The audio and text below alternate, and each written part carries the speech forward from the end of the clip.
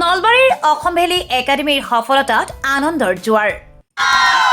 নলবাৰী চহৰৰ ব্যক্তিগত খণ্ডৰ আগশাৰীৰ শিক্ষানুষ্ঠান অসম ভেলী একাডেমী নলবাৰীৰ আজি ঘোষিত উচ্চতৰ মাধ্যমিক চূড়ান্ত পৰীক্ষাৰ ফলাফলত কলা আৰু বাণিজ্য শাখাৰ ছাত্ৰ ছাত্ৰীসকলৰ সফলতাই শিক্ষানুষ্ঠানখনত আনন্দৰ জোৱাৰ উঠা পৰিলক্ষিত হৈছে।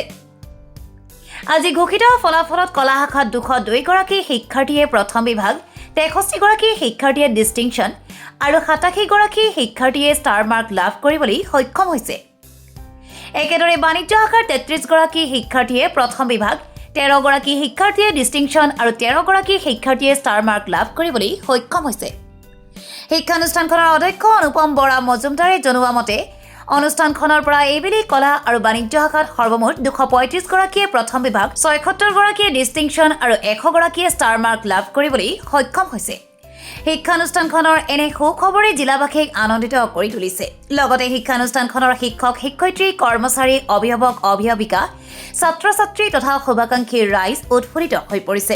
আৰু আনন্দিত যে আমাৰ অসম ভেলী একাডেমীৰ যিটো গৌৰৱোজ্জ্বল ঐতিহ্য ফলাফলৰ ক্ষেত্ৰত সেইটো এইবাৰো ৰক্ষিত হৈছে।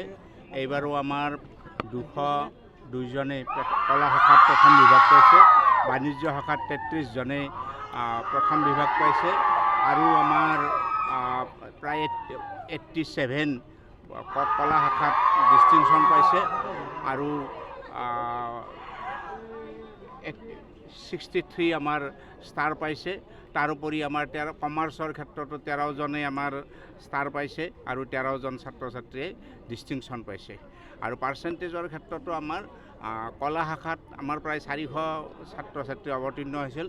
কলা শাখাত আমাৰ পাৰ্চেণ্টেজ হ'ল 98.2 আৰু বাণিজ্য শাখাত আমাৰ 99% আৰু কেইবাগৰাকীও ছাত্ৰ ছাত্ৰীয়ে আমাৰ ডিষ্টিংশ্যন পোৱা, কেইবাগৰাকীও ছাত্ৰী প্ৰায় 3 গৰাকী ছাত্ৰ ছাত্ৰীয়ে 1 নম্বৰৰ কাৰণে সৰ্বোচ্চ নম্বৰ লাভ কৰিবলৈ সক্ষম হোৱা নাই। অন্যবাৰ কিন্তু প্ৰতিবাৰে আমাৰ সৰ্বোচ্চ নম্বৰ থাকে।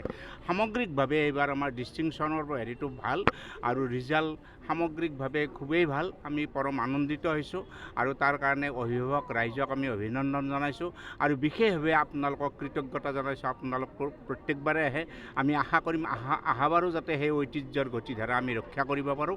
আৰু আমি এই ক্ষেত্ৰত এটা কথা স্পষ্টভাৱে কৈছোঁ যে যি সময়ত মানে অসমীয়া মাধ্যমৰ বিদ্যালয়ৰ ক্ষেত্ৰত বিভিন্ন প্ৰশ্নৰ অৱতাৰণা হয়, সেই ক্ষেত্ৰত আমি অন্ততঃ আজি কেইবাবছৰ ধৰি এইটো সততাৰে কাম কৰি আমি দেখুৱাই দিছোঁ যে অসমীয়া মাধ্যমৰ বিদ্যালয়েও আচলতে সুখ্যাতিৰে মানে ফলাফল লাভ কৰিব পাৰে, কাৰণ এটা পৰিকল্পনা লাগে আৰু সেই পৰিকল্পনাটো অসম ভেলী একাডেমীয়ে আৰম্ভণিৰ পৰাই কৰে ছাত্ৰ ছাত্ৰীৰ ক্ষেত্ৰত।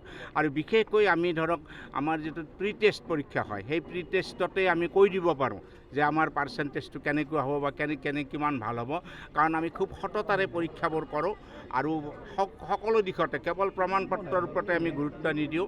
বিভিন্ন দিশৰ শাৰীৰিক সাংস্কৃতিক সকলো বিকাশৰ কাৰণে আমাৰ ইয়াত টীম আছে, সেই ধৰণে আমি চেষ্টা কৰোঁ। 400 গৰাকী ছাত্ৰ ছাত্ৰীয়ে অৱতীৰ্ণ হৈছিল এই বছৰ।